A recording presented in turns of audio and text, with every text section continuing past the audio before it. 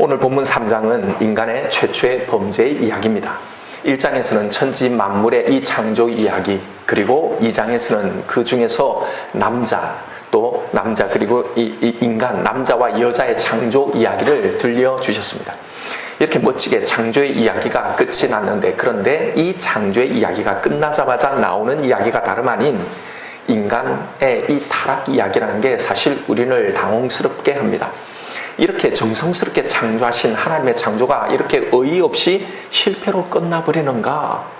결국 하나님의 첫 창조는 실패하고 만 건가? 우리는 이렇게 생각할 수도 있겠지만, 그런데 여러분, 창조 직후에 나온 이 실패 이야기를 통해 말하려고 하는 진짜 의도는요, 인간의 실패의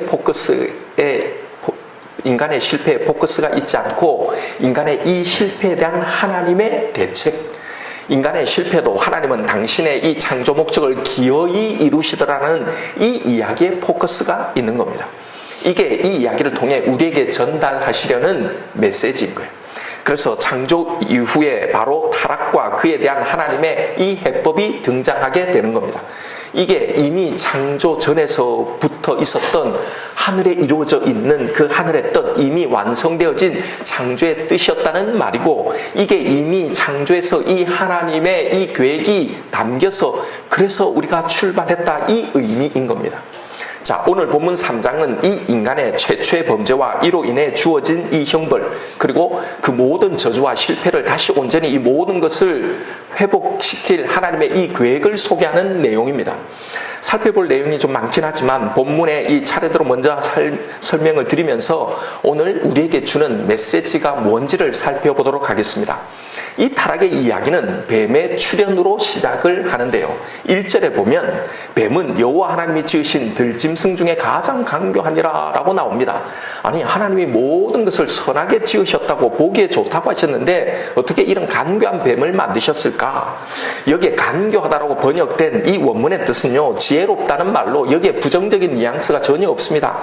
여기서 뱀이 단지 사단의 한 수인, 사단을 상징하는 존재로 등장하기 때문에 우리말에 이렇게 의역을 해놓은 것뿐이에요. 사단은 바로 이렇게 지혜의 모양을 가지고 인간을 범죄하게 만들더라는 겁니다. 하나님을 떠난 이 지혜야말로 우리를 망하게 하는 그 어둠, 어리석음임을 말해주고 있는 거예요. 이 뱀이 이제 하와에게 물으면서 이 타락의 이야기가 시작됩니다. 하나님이 참으로 너희에게 동산 모든 나무의 열매를 먹지 말라고 하시더냐? 여러분, 뱀의 이 말을 잘 한번 보십시오. 뱀도 하나님의 명령을 잘 알고 있어요. 그런데 그 하나님의 명령을 여기서 살짝 트는 겁니다. 하나님은 동산의 모든 나무의 실과는 네 마음대로 모두 다 먹어도 된다고 하셨습니다. 다만 오직 동산 중앙에 있는 선악을 알게 하는 나무의 열매만은 먹지 말라고 하신 거예요. 그런데 마치 동산에 있는 모든 나무의 열매를 먹지 말라고 하신 것처럼 하나님의 말씀을 왜곡하고 곡해하고 있는 거예요. 여러분, 사단의 속이는 이 미혹은 바로 이런 식으로 시작이 되는 겁니다. 다 말씀을 가지고 속이는 거예요. 다른 걸 가지고 뭐 불경을 가지고 하면 우리가 속겠어요? 아니에요. 다 말씀을 가지고 어떻게 속이는지를 한번 보십시오. 하나님이 우리를 복되게 하시고 형통케 하고 잘되게 하신 것 아니냐? 하나님이 우리를 이 모든 어려움에서 다 구원해 주신 것 아니냐? 그러면 하나님이 우리가 잘 되는 걸 원하실까? 못 되는 걸 원하실까라는 거예요. 당연히 우리가 잘 되기를 원하시죠. 그러면서 세상에 머리가 되길 원하시지 꼬리가 되는 걸 원하시겠어요? 라고 하는 거예요. 그러니 하나님이 우리를 부하게 하고 강하게 하고 형통하게 해주십니다. 이 좋은 하나님을 믿으십시오. 그리고 믿음으로 하나님께 구하십시오. 하나님, 나로 더 강하게 하시고 더 능력 있게 하시옵소서. 이번에 이 일을 형통케 하셔서 하나님이 살아계심을 내 주위 사람들에게, 내 형제들에게 증거하고 간증하게 하여서 나로 하여금 하나님 앞에 영광을 돌리게 하여 주옵소서. 이 소원을 가지고 기도하십시오 라고 하는 거예요. 보십시오. 여러분, 우리가 늘 자주 들어왔던 말씀 아닙니까? 다 성경의 말을 인용해서 하는 거예요. 하지만 하나님의 말씀을 다 왜곡시켜 놓고 있는 겁니다. 하나님의 말씀을 가지고 실은 하나님이 가장 경계하시고 싫어하는 우상숭배를 부추기고 있는 겁니다. 여러분, 이런 신앙, 이런 기도에는 진짜 하나님을 사모함이 없다고 했습니다. 그게 아니라 하나님의 힘을 빌어서 얻고 싶은, 이루고 싶은 세상의 높아짐이 하나님의 영광이란 말로 교묘하게 다 위장되어 있는 거예요. 이단이라는 건요, 거짓 가르침은 신천지에만 있는 게 아니에요. 이런 게 다 사단이 배후에 있는 미혹인 겁니다.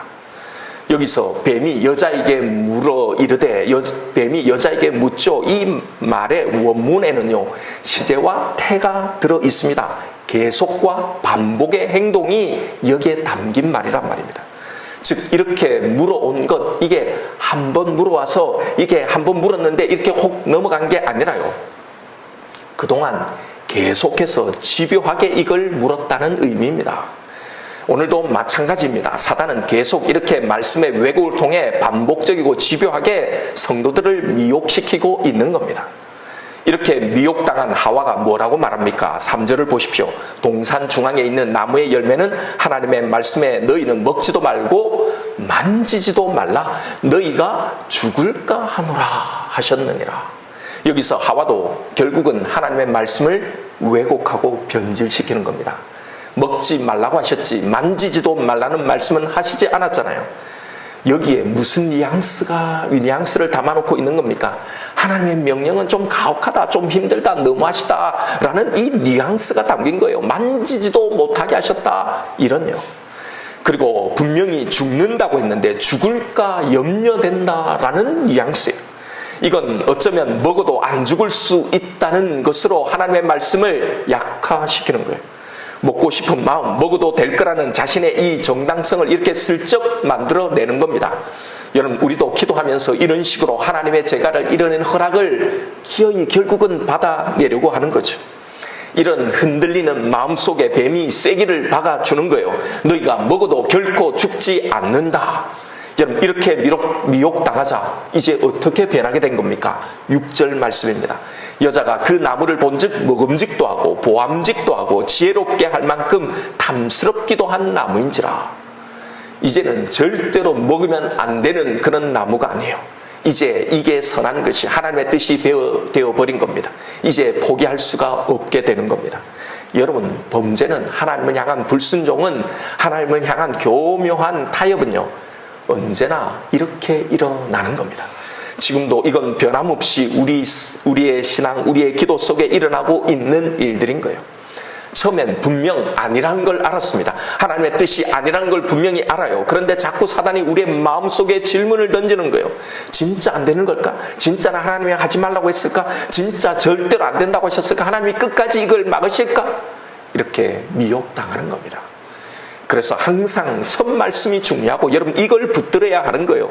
자꾸 무슨 말씀을 더 하실런지 알아보겠다고 하다가 발람처럼 드디어 하나님이 가도 된다고 했다 그러면서 죽을 길인 줄도 모르면서 자기의 불순종을 합리하는 이 길로 가버리는 겁니다. 여러분, 첫 마음, 처음 주신 마음, 그 마음을 붙드십시오. 그것이 가장 안전합니다. 하나님의 마음이 바뀌었을 거라는 건 그걸 하고 싶은 내 마음의 유혹인 거예요. 하나님은 인간처럼 그렇게 변개하시지 않습니다. 자, 보세요. 왜 하나님은 동산의 모든 실과는 다 먹어도 되는데 왜 이 선악과만은 먹으면 안 된다고 하셨는지, 왜 이 한 번의 범죄가 이렇게 엄청난 결과를 인류에게 만들어냈는지, 이 명령에 담긴 의미가 무엇인지를 설명을 드리겠습니다. 여러분, 왜 하나님은 이 선악과를 따먹지 말라고 하셨을까요? 성경이 이 나무를 어떻게 설명하고 있는지를 잘 보십시오. 2장 9절에 보면 선악을 알게 하는 나무라고 나옵니다. 그래서 오늘 본문 22절에 보면 여호와 하나님이 이르되 보라, 이 사람이 선악을 아는 일에 우리 중 하나같이 되었으니 그가 그의 손을 들어 생명나무 열매도 따먹고 영생할까 하노라. 여기서 하나님은 이제 이 사람이 선악과를 따먹음으로 선악을 아는 일에 우리 중 하나같이 되었다, 이걸 큰 문제로 강조하고 계신 거예요. 즉 사람이 선악을 알게 되면 안 되기에 이걸 먹지 말라고 하셨다는 건데, 그런데 여러분, 선악을 아는 것이 그렇게 심각한 문제인가요? 왜 선악을 알면 안 된다는 건가 말입니다. 여기서 먼저 우리는 이 선과 악이 무엇인지를 알아야 합니다. 이 선악과 나무가 선과 악을 아는 지식이라고 했잖아요. 여기에 선과 악이 무언가 말입니다. 여기서 선과 악을 안다라고 할 때 여기 선이라는 이 단어는요, 토브라는 히브리 말이에요. 이 단어는 좋다라는 뜻입니다.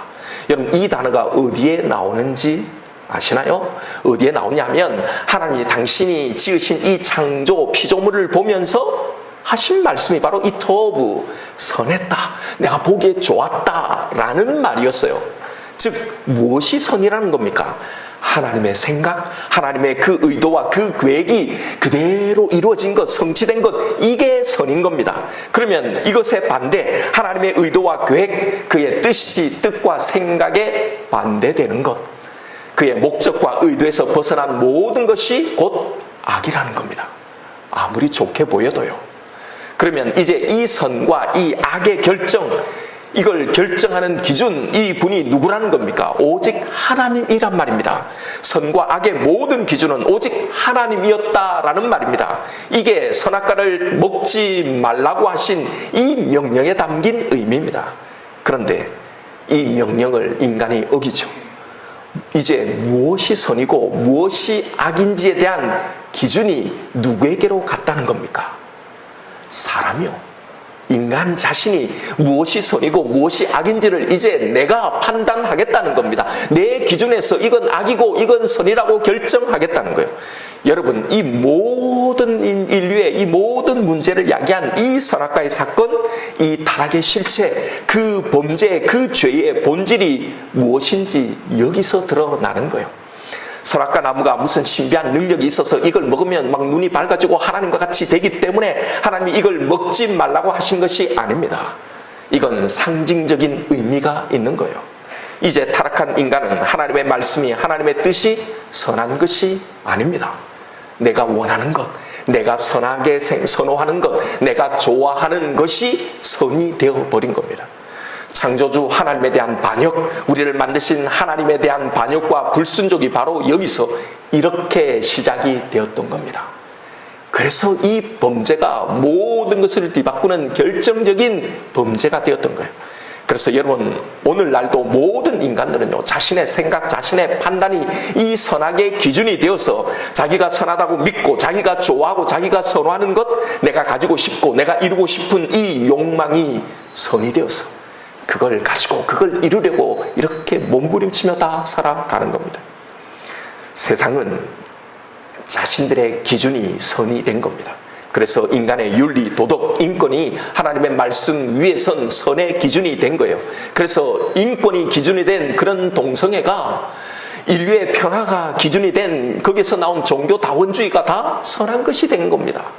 그래서 인간을 자기 기준대로 심판하시는 이 하나님을, 인간에게 고통을 주시는 그 하나님, 지옥을 만드신 이런 하나님은 선한 신이 아니다, 이 신은 악한 신이다라고 그렇게 이야기를 하는 거예요.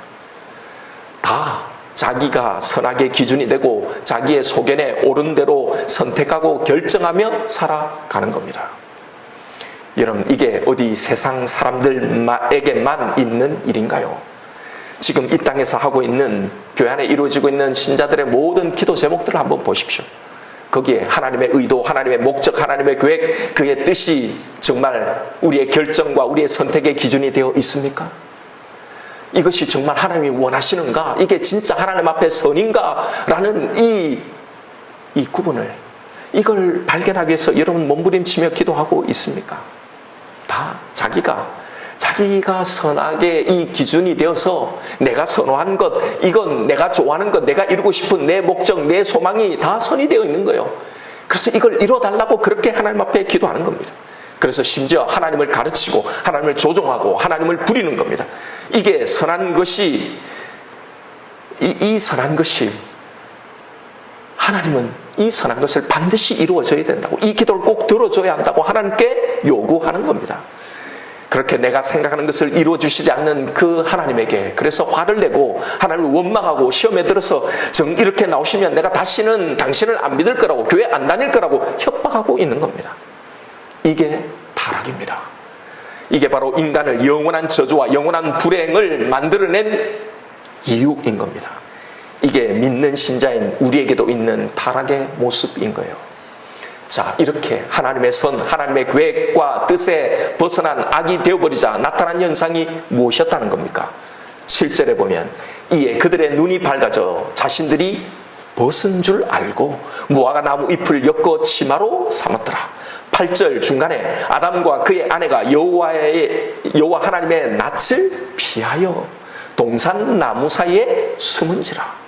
10절 끝에 두려워하여 숨었나이다. 보십시오. 이게 타락 후 인간에게 나타난, 그리고 지금도 우리에게 존재하고 있는 이 타락의 증상들이란 말입니다. 자기의 벗었음을 보고 부끄러워하고 수치심을 느끼며 사는 겁니다. 그걸 어떻게든지 감추려고 그렇게 살아가는 거예요. 그러니 하나님의 낯을 피해 숨는 겁니다. 하나님에 대한 두려움 속에 살아가는 겁니다. 그 부끄러움, 수치심을 가리고 두려움을 상쇄하기 위해서 뭘 합니까? 끊임없이 무화과 잎을 가리며 살아가고 있는 겁니다. 여러분, 이게 범죄한 인생의 고통이고 헛된 수고인 겁니다. 선악과를 먹자 눈이 밝아져 자신의 벗음을 알고는 무화과 잎으로 이걸 가리려고 하는 게 왜 이게 저주고 형벌일까요? 선악과를 따먹기 전에는 없었던 감정들이 생기게 된 겁니다. 부끄러움이며 수치심입니다. 열등감, 두려움이에요. 이건 그전엔 전혀 없었어요. 여러분, 먼저 죽음에 대한 두려움들입니다. 생존에 대한 불안함들입니다. 모든 인간에게 그것이 다 있는 거예요. 지금 우리의 인생을 뒤덮고 있는 이 모든 불안함들, 우리의 존재하고 있는 이 인간들에게 있는 불안함들을 한번 보십시오. 믿지 않는 사람들에게 있는 이 두려움이 온갖 미신을 다 낳게 만든 겁니다. 점을 보고 애군을 막아낼 의은 구슬을 하고 부적을 붙이고 오늘의 운세를 보면서 이 모든 것이 다 두려움이 지배하고 있는 겁니다. 이사를 해도 개업을 해도 무슨 일을 해도 다 어떻게 합니까? 다 손 없는 날, 귀신이 타지 않는 날, 이런 날을 받는 거예요. 돈을 더 줘가면서 그날 하는 겁니다. 이것 하면 안 되고 저것 하면 부정이 타고 이런 무수한 많은 것들을 다 만들어내는 거예요. 우리도 옛날에 막 빨간색으로 이름을 적으면 죽는다, 막 밤에 휘파람 보면 귀신이 나온다, 막 문지방 밟으면 재수 없다, 부정다, 뭐 신주 딴지 이런 거 다 그게 뭐가 있는가 하면 그게 신앙이 아니에요. 두려움이에요. 두려움. 무슨 일을 할 때마다, 차를 사고 집을 살 때마다 다 고사를 지내잖아요. 여러분, 어부들이나 산에서 약초를 캐는 사람들이 다 뭐 밥을 먹을 때마다 항상 고수래 하면서 막 술 한 잔을, 아니면 밥을 막 이렇게 바다에 던지고 산에 뿌리잖아요. 이게 뭐예요? 다 두려움입니다. 그 두려움이, 그 귀신의 어떤 것들이 나를 해코지하지 못하도록 정체 모르는 이 두려움으로부터 조금이라도 벗어나게 하려는 거예요. 여러분, 조상 제사 묘자를 어떻게 써야 하나, 뭐 그런 영화도 이번에 나왔잖아요. 이런 게 사실은요, 조상을 위한 게 아니에요. 다 자신에게 미칠 그 해를 염려해서, 그래서 귀찮고 힘들지만 이걸 포기하지 못하고 하는 겁니다. 혹은 재난이, 화가, 어떤 사건 사고가 일어나지 않을까? 그래서 잘못되지는 않을까? 내가 죽지는 않을까? 이 두려움들, 이 지배 아래 다 살고 있는 겁니다. 여러분, 이게 이 저주와 형벌인지를 전혀 모르는 채 그렇게 살아가는 거예요. 그런데 여러분, 이런 게 믿는 우리에게는 없나요? 있습니다. 하나님을 믿고 예수를 믿고 사는데도 여전히 잘못될까봐 두려운 거잖아요. 내 생명이, 내 건강이, 내 사업이, 내 가정이, 내 자녀가, 내 앞날이, 내 미래가 잘못될까 두렵고 불안한 겁니다. 그래서 믿지 않는 사람들은 이런 온갖 미신적인 방법을 동원해서 이걸 막아보려고 하는 거고, 믿는 우리는 어떻게 합니까? 믿는 우리는 이걸 기도로, 봉사로, 헌신으로, 신앙생활로 안전을 보장받으려고 하는 겁니다. 여러분, 만약 우리의 신앙의 모든 동기들이, 행동이 여기서 기인한 거라면 우리는 복음이 아니라 여전히 두려움의 지배를 받고 있는 겁니다. 아직도 이 첫 타락의 이 저주와 이 형벌 속에 여전히 벗어나지 못하고 이것의 영향력 아래에 살아가고 있는 거란 말입니다. 예수를 믿고 구원을 받았다고 고백하면서도 하나님이 눈동자와 같이 나를 지키시고 졸지도 주무시지도 않는다고 말은 그렇게 하면서요, 실은 늘 불안하고 두려운 겁니다. 내가 조금만 잘못하면 하나님이 나에게 어떤 사건 사고를 일으켜서 나를 치실 것 같은 이 두려움이 끊이지 않는 겁니다. 그래서 무슨 일만 생기면 제일 먼저 드는 생각이 뭡니까? 혹시 내가 뭔가 잘못한 게 있을까? 그래서 하나님 나를 벌 주시는 게 아닐까? 지난번에 내가 그 일을 하지 않아서 하나님 혼내시는 게 아닐까? 이런 생각부터 하게 되는 겁니다. 그러니 여러분, 무슨 일만 생기면 제일 먼저 하나님이 지켜주실 거라는 이 은혜의 약속보다는 율법이 항상 먼저 생각나는 겁니다. 이런 두려운 마음이 먼저 생기는 거예요. 거기에는 건강하고 온전한 하나님과의 관계가 결코 뿌리 내리지도 자라나지도 못하는 겁니다. 계속 이 반복이 시작되는 겁니다. 어떤 날은 컨디션이 좀 괜찮아서 하나님을 믿고 안심하는 것 같지만, 그러나 또 어떤 때면 반드시 또 이런 두려움들이, 이 불안함들이 내 마음을 막, 내 심령을 뒤덮는 거예요. 예, 여러분, 물론 우리가 잘못된 길을 가면 하나님이 깨닫게 하시죠. 그런데 여러분, 우리가 알아야 될 건, 그건 잘못하면 죽이고 징계하고 치려는 심판자가 아니라, 내 사랑하는 자녀가 그 길로 가면 안 되니, 위험하니 참된 행복의 길로 인도하려는 사랑의 아버지가 거기에 서 계신단 말이에요. 심판자가 아니라 이 사실을 알아야 합니다. 예, 이런 일들을 통해서 혹시 내가 잘못 판단하고 잘못 선택한 일이 없는가, 혹 하나님이 원하시는 게 아닐까라는 확인하고 점검은 할 수 있습니다. 그런데 여러분, 이 점검은 두려움과는 전혀 다른 거죠. 왜요? 죽이려고 내리치려고 한 게 아니기 때문에, 그걸 내가 알기 때문에, 믿기 때문에요. 여러분, 아버지가 혼내는데 진짜 나를 죽일 것 같은 그런 공포감 가운데 있는 아이들이 있나요? 그럼 그건 폭력이죠. 그렇지 않잖아요. 그렇다면 이 믿음 아래서 율법적으로 두려움으로 전전긍긍하면 안 된단 말입니다. 그냥 다시 점검해 보면 되는 겁니다. 그래서 고칠 것이 있으면 그렇게 하면 되는 거고, 없다면 그냥 가는 거예요. 안심하고 가는 거예요. 두려워하지 말고요. 여러분, 왜냐하면 얼마든지 우리 가운데 하나님의 징계가 아니더라도 이런 일이 일어날 수 있습니다. 사단의 공격일 수도 있고, 더 신중하고 더 경외하려고 우리가 기도하려고 그럴 수도 있기 때문입니다. 여기서 진짜 중요한 건요, 하나님이 주신 그 복음 안에 있는 이 안전함, 이 평강을 놓치지 않는 거란 말입니다. 잘못한 게 있으면 여러분 되게 알아요. 이게 먼저 이미 이 결정을 하기 전부터. 왜요? 우리 속에 성령님이 계시기에 나도 아닌 줄 알고 내 욕심에 그걸 선택했기 때문에 사실은 처음부터 다 알고 있었던 거예요. 그러면 그것만 고치면 돼요. 왜요? 하나님의 간섭이니까. 그건 나를 사랑한 거잖아요. 좀 손해나고 잠시 어려워도 여러분 그것 때문에 죽지 않는단 말입니다. 이걸 하나님이 내가 잘못하면 때마다 나를 치신다고 두려움을 가지면 안 되는 거예요. 여러분, 건강한 부모 자녀의 이 관계처럼 하나님의 관계, 이 사랑과 평안의 관계를 놓치면 안 되는 겁니다. 너무 두려워하지 마십시오. 설령 못 알아들으면, 여러분 못 알아들으라고 자녀를 죽이는 부모 봤습니까? 못 알아들으면 또 이야기해 주십니다. 그러면 또 알아들으면 돼요. 여러분, 우리의 삶 속에서 다사다난한 이 사건 사고 문제들이 일어납니다. 예수를 믿어도 신앙생활 해도요. 그러나 여러분 괜찮아요. 이게 정상입니다. 여러분, 아이를 키울 때 아무런 문제 없이 크던가요? 크면서 오히려 그런 게 없으면 더 문제지요. 왜? 정신과에서 상담을 해봐야 돼요. 여러분, 다 자기가 잘못 때문에 그것 때문에 혼나기도 합니다. 그러면서 커요. 그러면서 바로 잡아서 가는 거예요. 또 잘못이 없어도 건강한 성인으로, 사회인으로 성장하기 위해서 살면서 조금 자라면서 초등학교 때 겪지 못했던 어려움들을 중학교 때 겪고, 중학교 때 겪지 못했던 그런 어려움들을 고등학교, 대학교, 직장생활하면서 다 겪어요. 다양한 어려움들을 통과해야 하는 겁니다. 이러면서 자라는 거잖아요. 우리의 신앙도 그러면서 자라나는 거예요. 그러니 여러분, 정말 중요한 건 이 선하신 하나님을 믿는 이 믿음 안에서 내가 반응하는 겁니다. 이 반응이에요. 똑같은 일이 일어나도 전혀 다른 반응이 일어나기 때문에 복음 안에서 하나님의 이 사랑을 신뢰함 안에서 내가 반응하는 겁니다. 주님이 바로 이걸 우리에게 해결해 주시려고 오신 겁니다. 왜요? 이 주님의 해결을 받지 못한 모든 인생들이 이 땅에 여전히 이 에덴 동산에서 받았던 이 저주 아래 여전히 살아가기 때문에. 그러나 우리는 다르단 말이에요. 바로 우리에게 이걸 해결해 주시려고 온 건데 이걸 못 누리면 안 되는 거란 말이에요. 그러니 이걸 누려야 하는 겁니다. 그런데 여러분, 이건 단순히 이 땅에서 우리가 사는 이 땅의 삶의 문제만이 아니라 우리의 구원의 문제도 마찬가지입니다. 바로 우리에게 있는 또 두려움이 있습니다. 구원에 대한 불안함입니다. 이 불안함과 두려움이 우리를 율법주의적 신앙생활로 끌고 가는 겁니다. 이게 사단의 목적이에요.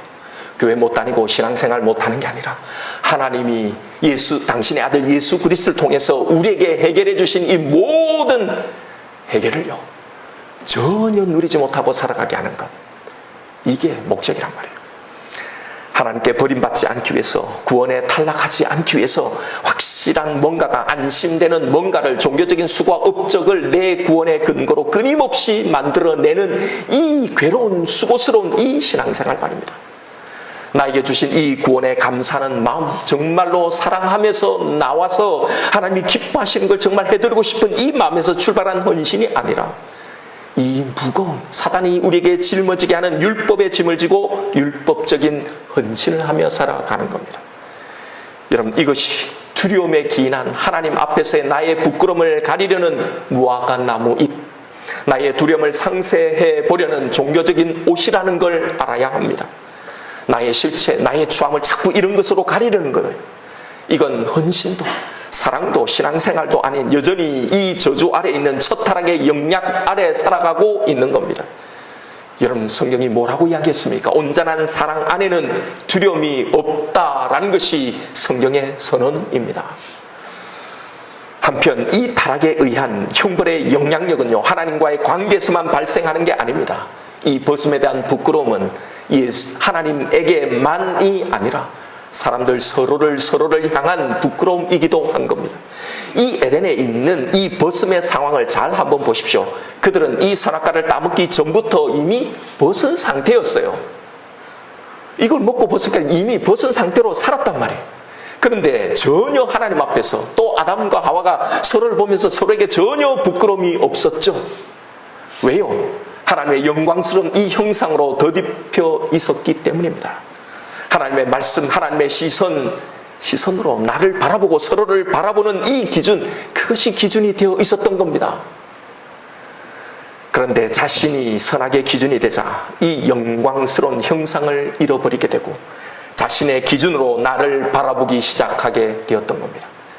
그 전에 하나님 앞에서 모든 것이 다 선하게 보였던 것이, 하나님이 나를 선하게 보신 것처럼 나도 내 자신의 모든 것을 선하게 보았던 이것이 드디어 이제 비교를 낳게 되었던 겁니다. 이게 우리에게 있는 모든 종류의 열등감과 컴플렉스입니다. 키나 외모나 학벌이나 나의 모든 능력치에 대한 그런 비교, 경제적인 능력이든 집안에 대한 것이든 모든 것에 대한 비교 의식, 여기서 나온 거예요. 이 컴플렉스, 이 열등감이 바로 집착을 만드는 겁니다. 내 원가정이 행복하지 못했다고 생각하면 이 부끄러움이, 내가 가진 이 열등감이 내가 만든 가정은 어떻게든지 행복하게 만들어야 한다는 이 강박을 만들어내는 겁니다. 내가 교육을 못 받았으면, 내가 학벌이 좋지 못하면, 내가 키가 작으면 이런 것들에 집착하게 되고 어떻게든지 내 자식은 교육을 시키고 악착같이 어떻게 하면 막 키를 매일 일주일 단위로 매일 재는 거예요. 그 뭐가 좋다면 매일 먹이는 거죠. 여러분, 이런 것이 사실은 내가 가리고 싶은 부끄러움이 되어 있는 겁니다. 그리고 다른 것들을 통해 이걸 감추려고 하는 거예요. 혹은 자식들에게 집착하게 만드는 겁니다. 그래서 나를 닥달하고 내 주위의 사람들을, 내 배우자를, 내 자녀들을 닥달하는 거예요. 무화과 잎으로 그것을 가리려고 말입니다. 그런데 여러분, 이렇게 정말 나의 컴플렉스, 나의 부끄러움은 이런 것으로 가려지던가요? 나보다 우월한 사람들 앞에는 내가 아무리 그동안 가리고 치장했어도요, 역시 그 앞에 또 부끄러운 거예요. 또 열등감을 가지는 겁니다. 반대로 나보다 조금 못 가진 사람들 앞에는 우월감을 느끼는 거예요. 여러분, 아무리 덕지덕지 무화과 잎을 덧대 입고 와도 결국은 이 열등감에서 벗어나지 못하고 여기에서 지배를 받고 그렇게 살아가는 겁니다. 결코 하나님이 주신 이 복음 안에 누리는 이 자유함, 나에 대한 평강이 전혀 없는 겁니다. 여러분, 이렇게 우리가 수고하고 애써 만들어서 우리의 부끄러움, 우리의 두려움을 가리는 이 모든 수고는요, 다 여기에 무화과 나무 잎일 뿐입니다. 절대로 이것으로는 해결되지 않습니다. 늘 언제나 또 만들어 입어도 또 나를 부끄럽게 만들고 열등감에 빠지며 두렵게 만들 뿐이라는 사실을 여러분, 이제는 아셔야 합니다. 그 방법으로는 안 됩니다. 그래서 하나님은 아담과 하와, 이들이 만들어 입고 있었던 이 무화과 잎을 벗기시고 가죽옷을 지어 입히신 거예요. 이 가죽옷이 무엇을 의미하는지는 여러분 다 아실 겁니다. 여기에 가죽이라는 단어는 오르라는 단어인데요, 레위기에서 제사용 제물로 드렸던 이 짐승의 가죽을 말할 때 지칭하는 단어입니다. 여러분, 이 가죽을 마련하려면 반드시 이 가축의 희생, 죽음이 전제되어 있는 겁니다. 여기에서 가죽 옷 할 때 옷은요, 게토네트라는 단어로 가리우다, 감추다라는 뜻을 가진 단어예요. 그러니까 하나님이 죄인인 아담과 하와를 위해 준비하셨다는 이 가죽 옷이 가지는 의미가 무엇입니까? 예수 그리스도의 십자가의 죽으심으로 우리의 모든 부끄러움과 수치를 감추어 주셨다는 말입니다. 이걸 해결해 주셨다는 말이에요. 여러분, 이것이 바로 하나님이 아담의 이 타락전부터 창조 속에서 우리를 위해 준비해 놓으신 계획이랍니다. 타락하기도 전에요, 창조하기도 전에 이미 하나님은 이 회복의 계획, 이 모든 것을 다시 되돌릴 대책, 아니 이제는 다시 실패하지 않는, 아니 실패할 수 없는, 아니 이미 완성된 이 구원을 우리에게 주시고 이걸 계시해 놓고 계신다는 거예요. 이 저주와 형벌 속에서 살아가는 우리에게 어떻게 이것을 해결할 수 있는지를 말씀해 주고 계신 겁니다. 여러분, 바로 여기서 이 방법으로 해결받아야 하는 겁니다. 우리에게 있는 모든 이 저주 속에서 일어난 이 형벌과 같은 이 모든 우리의 감정들요, 그 속에서 고통당하는 모든 문제들요, 바로 이 방법으로만 해결할 수 있습니다. 우리의 모든 열등감, 컴플렉스, 내게 있는 다양한 영육 간의 이 두려움의 문제들을 바로 여기서 해결해야 하는 겁니다. 해결해야만 십자가의 능력을 믿고 사는 사람이기 때문입니다. 자, 여러분, 이런 관점에서 이 이야기를 다시 한번 보십시오. 이 이야기가 무슨 이야기인지, 누구에 관한 이야기인지 말입니다. 여기에 이 아담의 이야기는 누구를 지시하고 있습니까? 바로 예수 그리스도입니다. 여기에 나오는 아담의 이야기와 복음서에 나오는 예수님의 이 두 이야기를 놓고 비교해 보십시오. 똑같은 이야기예요. 여기에 아담은 사단의 유혹을 받죠. 그런데 그 유혹에 넘어가 하나님의 계명, 이 율법, 약속을 어깁니다. 이렇게 첫 아담의 실패로 무슨 일이 일어납니까? 죄와 죽음이 들어오게 되죠. 그리고 생명나무로 가는 길이 막힙니다. 이제 그 누구도 하나님에 계신 이 생명의 땅으로 갈 수 없게 된 거예요. 이렇게 모든 인간은 멸망당하게 돼요. 이게 첫 아담의 이야기였습니다. 그런데 여기에 하나님이 약속하신 여자의 후손, 이 두 번째 아담이 바로 여기서 등장하는 거예요. 이 첫 아담의 이야기는 이 두 번째 아담에게서 그대로 다시 재현됩니다. 예수님이 오셔서 세례받은 후에 첫 번째 마태복음에 기록한 내용이 뭡니까? 바로 사단에게 시험 받으시는 이야기예요. 여기서 두 번째 아담으로 오신 예수님은 첫 번째 아담과 달리 여기서 모든 사단의 유혹을 이겨냅니다. 그래서 이 두 번째 아담으로 인해 죄와 죽음을 이기시고 뭐가 들어옵니까? 생명이 들어오게 되었던 거예요. 그래서 첫 아담으로 인해 모든 자들이 죽은 것처럼 두 번째 아담은 모든 죽은 자를 살려냈다라고 한 겁니다. 그로 인해 무슨 일이 일어난 겁니까? 오늘 본문 24절에 보면 이같이 하나님이 그 사람을 쫓아내시고 에덴 동산 동쪽의 그룹들과 두루 도는 불 칼을 두어 생명나무의 길을 지키게 하시리라. 여기서 첫 아담의 실패로 무엇이 막혀요? 하나님 생명의 길, 하나님께 가는 길이 막혀요. 그런데 여러분, 이 둘째 아담이신 예수님에 의해서 이것이 다시 열리게 된 겁니다. 그래서 예수님이 나는 길이요 진리요 생명이니 나로 말미암지 않고는 아버지께로 올 자가 없느니라 라고 하신 거예요. 바로 당신만이 이 생명나무로 가는, 하나님에게로 가는 유일한 길이라고 하신 겁니다. 보십시오. 똑같은 이야기 아닙니까? 여기서 불, 칼을 두어 지키게 했다고 했잖아요. 원문은 이게 불로 된 칼이 아니라 불과 칼, 이 두 가지를 말하는 겁니다. 왜 하나님은 하필 불과 칼, 이 두 가지로 이 생명나무 칼을 지키게 하셨을까요? 이사야서에 보면 이게 무슨 의미인지가 나와 있습니다. 이사야 66장 15절에 보면 이사야가 앞에 했던 모든 내용을 이제 마치면서 하나님의 이 심판과 함께 하나님의 구원이 하나님의 백성들에게 임할 것을 예언하면서 이걸 마치는 대목이에요. 15절에 보면 보라, 여호와께서 불에 둘러싸여 강림하시리니 그의 수레들은 회리 바람 같으리로다. 그가 혁혁한 위세로 노여움을 나타내시며 맹렬한 화염으로 책망하실 것이라. 그 다음에요, 여호와께서 불과 칼로 모든 혈육에게 심판을 베푸신 즉 여호와께 죽임을 당할 자가 많으리니. 여기 보십시오. 이 불과 칼의 용도가 뭡니까? 심판입니다. 모든 악함들, 불의와 제약에 대한 이 심판을 이 불과 칼로 행하신다는 거예요. 이렇게 하나님이 마지막 날에 모든 악인들을 죄들을 심판하실 거라는 거예요. 그러나 하나님의 백성은 이 심판에서 죽임을 당하지 않고 새하늘과 새 땅에서 영원한 생명을 누리며 나와 함께 살 거라는 거예요. 이게 뭐예요? 생명나무를 먹는다는 거 아닙니까? 그 다음 21절을 보십시오. 나는 그 가운데서 택하여 제사장과 레위인을 삼으리라. 여호와의 말이니라. 내가 지을 새 하늘과 새 땅이 내 앞에 항상 있는 것 같이 너희 자손과 너희 이름이 항상, 이 말 영원히 있으리라. 여호와의 말이니라. 여기 새 하늘과 새 땅이 뭡니까? 예수 그리스도에 의해서 완전히 회복된 이 에덴을 말하는 거예요. 첫 아담의 실패로 막혀있던 이 길이 예수 그리스도에 의해 예수 그리스도 당신이 받으신 이 불과 칼, 이걸 통해 열리게 된 길입니다. 그런데 여기를 어떻게 통과하냐 말입니다. 아까 에덴을 지키고 있는 이 생명나무, 하나님께로 가는 길을 지키고 있는 이 불과 칼을 통과해 가는 거예요. 바로 모든 죄악에 대한 하나님의 진노의 이 불과 칼이었던 예수 그리스도의 십자가를 통해서만, 오직 예수의 이 십자가로만, 이 불과 칼을 통해서만 이 생명나무에 갈 수 있다는 걸 이렇게 상징해 놓고 있는 겁니다. 여러분, 이렇게 모든 이야기들이 다 이렇게 저주와 형벌에 던져진 우리를 이렇게 다시 어떻게 다시 회복시키는지에 대한 하나님의 열심으로 가득 차 있는 이야기입니다. 아담에게 주신 돕는 배필의 이야기도요, 신랑 신부인 그리스도와 교회의 이야기이기도 하지만 여기에 또 하나의 의미가 더 담겨 있는 거예요. 첫사람 아담에게 하와는 돕는 배필로 하나님이 그에게 주셨어요. 그런데 이 하와는 이 돕는 배필의 사명을 감당하지 못하고 실패하죠. 돕기는커녕 오히려 아담을 타락하게 만들잖아요.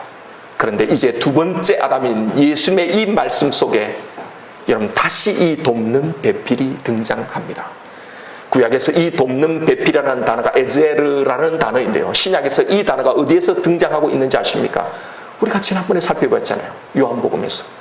바로 보혜사 성령. 이 보혜사 뜻이 뭡니까? 돕는다라는 단어예요. 하와가 실패한 이 돕는 사명을 예수 그리스도가 보내신 이 성령님이 이제 절대로 실패함 없이 온전히 완벽하게 우리를 도우신다는 겁니다. 결코 실패하지 않고 영원히 우리를 떠나지 않는, 우리를 완전한 이 승리로 이끌 수 있는 완벽한 돕는 자를 우리 속에 보내셨다는 거예요. 그러니 무슨 말입니까? 절대로 이제 실패하지 않는다는 겁니다. 여러분 보세요. 1장의 창조에서도, 2장의 사람의 창조에서도, 오늘 3장의 이 첫 실패의 이야기에서부터 이미 하나님은 이 모든 것을 다 하시고 다 회복시키실 대책, 그 회복을 먼저 담아 놓고 계셨다는 사실이, 여러분 이것만큼 우리의 인생과 내 삶에 대한 가장 강력한 하나님의 증거, 그 확신, 이게 어디 있겠습니까? 도대체 어떻게 이야기해줘야 이 사실을 믿을 수 있냐 말입니다. 여러분, 하나님이 우리에게 뭔가를 요구하시지 않아요. 니들이 잘해야, 잘하면 이렇게 된다라고 하시는 게 아니라 이게 너의 출발이다, 시작부터 포함된 것이다, 그러니 이걸 알고 이걸 믿고 누려라는 거예요. 여전히 그 옛 에덴에서의 이 실패, 이 저주 아래 살지 말라는 겁니다. 그걸 해결하려고 내 아들을 보냈는데 왜 그렇게 아직도 사느냐는 거예요. 그러니 여러분, 이 하나님의 대책, 이 하나님의 해결을 누리십시오. 그래야 우리가 믿는 겁니다.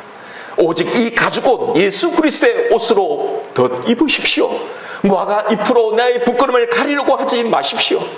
여러분, 그래서 이 모든 저주와 형벌의 영향력에서 우리는 자유해야 합니다. 이미 우리를 위해 하나님은 이 가죽옷 예수의 이 십자가로 우리를 덮어주셨음을 믿으십시오. 이미 이 예수의 십자가로 인해 이 불과 칼을 통과하게 하셔서 이 생명나무 열매를 이미 우리에게 주셨음을 믿으십시오. 그럼에도 여전히 나의 운명, 내 구원을 불안하게 하고 있는 건요, 이 십자가의 능력을 내가 무효화시키려는 이 사단의 속임에 속고 있는 거란 말입니다. 지금도 사단은 이미 우리에게 주어져 있는 이 승리, 이 은혜, 이 혜택을요, 어떻게든 누리지 못하도록 우리를 속이고 있다는 걸 아십시오. 여러분, 하나님을 두려워해서 숨지 마십시오. 하나님은 심판의 칼을 들고 서 계신 무서운 심판의 하나님, 두려운 하나님이 아니라요, 인류가 타락하기 전부터, 우리가 실패하기 그 이전부터 이것에 대한 완전한 대책을 먼저 마련하신 분이라는 이 성경의 진술을 꼭 붙드십시오.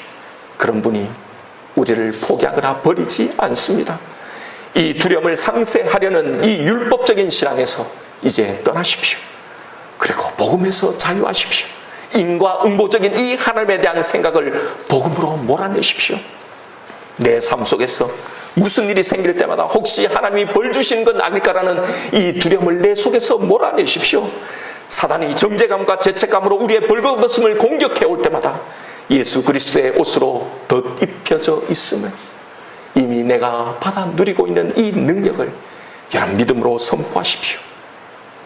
죽을까봐, 망할까봐 두려워하지 마십시오. 이 두려움은 십자가 밖에 있는 자들에게만 있는 저주이자 형벌입니다.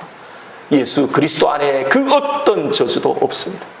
그래서 예수님은 우리에게 평안을 주신 거예요. 여러분, 예수님이 부활하신 후에 제자들에게 나타나서 하신 첫 말씀이 무엇이었습니까? 평안하라는 거 있잖아요. 평안을 너에게 끼치노라. 내가 너에게 평안을 주노라. 세상이 주지 못하는 그 평안을 너에게 주노니 너희는 마음에 근심하지 말고 두려워하지 말라. 이것이 예수님이 부활하시면서 첫 말씀 아니었습니까? 그러니 여러분, 뱀이 속이는 그 영향력 아래 살지 말고 이 십자가의 능력 아래서 살아가야 하는 겁니다. 여러분, 내 속에 있는 열등감, 부끄러움, 내 약점, 컴플렉스, 이걸 어떻게든지 가리려고 늘 흑흑거리며 무화과 잎을 구하며 다니는 그런 삶에서 이제 벗어나십시오. 자유하십시오. 하나님이 나를 보는 눈으로 나를 보십시오. 우리가 얼마나 이걸 가리려고 헛된 노력을 하고 있는지 모릅니다. 여러분, 그 무화과 잎으로는 절대로 아무것도 가릴 수 없고 아무것도 해결되지 않습니다. 여전히 그 저주 아래 있을 뿐입니다. 그 모든 것을 가릴 수 있는 것, 오직 하나님이 우리에게 말씀해 주신 진리의 말씀입니다. 당신이 만드신 모든 사람, 모든 아담과 하와인 우리를 보시며 하신 이 진리의 말씀이요. 뭐라고 하셨습니까? 나는 네가 보기에 심히 좋다라고 하신 거예요. 너는 나에게 보배롭고 존귀한 자라고 선언하신 겁니다. 너를 위해 내 아들을 대신 내어 주었다는 이 하나님의 사랑의 선언입니다.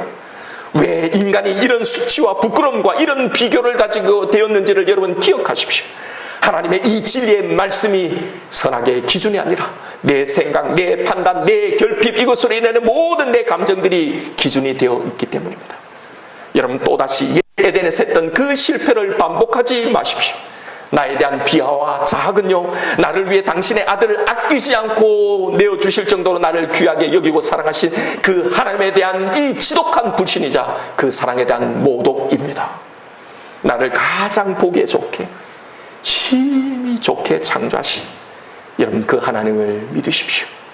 그리고 당당히 살아가십시오. 여러분, 자유하고 평안하십시오.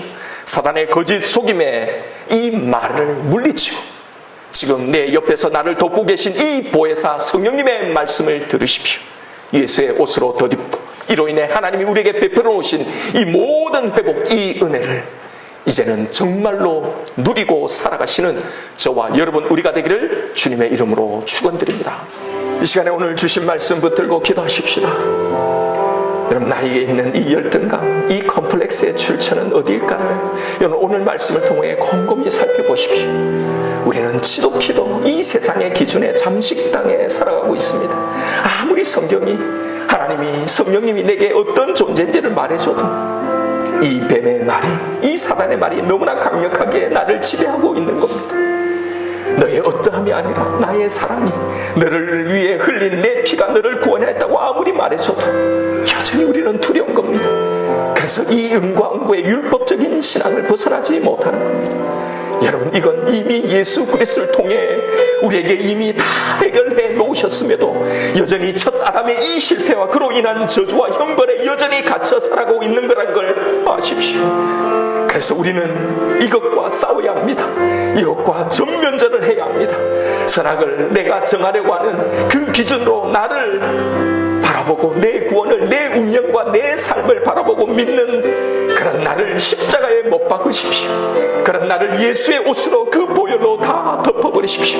옛뱀의 이 거짓말에 속지 말고 내 옆에서 지금 나를 돕고 계신 이 성령의 음성을 들으십시오. 그리고 그 음성을 따라 여러분 선포하고 외치십시오. 내가 너를 기뻐한다. 너는 나에게 그 어떤 것과도 비교하지 않는 너무나 심히 좋은 내 자녀다. 내가 너를 보배롭고 존귀하게 여긴다. 내 삶을, 내 인생을, 내 존재를 여러분 그렇게 하나님의 시선으로 보십시오. 우리는 하나님의 자녀입니다. 엉뚱한 것에 두려워하지 말고 엉뚱한 것으로 나를 가리려고 여러분 헛된 수고, 헛된 시간을 허비하지 마시고 부당한 이 열등감에 자신을 자학하지 마십시오. 의심하지 마십시다. 두려워하지 마십시다. 제발 이제 이 사단의 속임의 이 올무에서 벗어나십시다. 이 시간 기도하십시다. 하나님, 이 부끄러움에서, 이 열등감에서, 이 두려움에서 건져주신 당신의 이 덮어주신 이 사랑을 이제 믿고 살아가겠습니다. 이 사랑 안에서 담대히 살아가겠습니다. 이 시간 나에게 주신 말씀이 있을 겁니다. 우리 이 말씀 붙들고 나아같이 주님 이름 한번 부르며 기도하며 나아가십시다.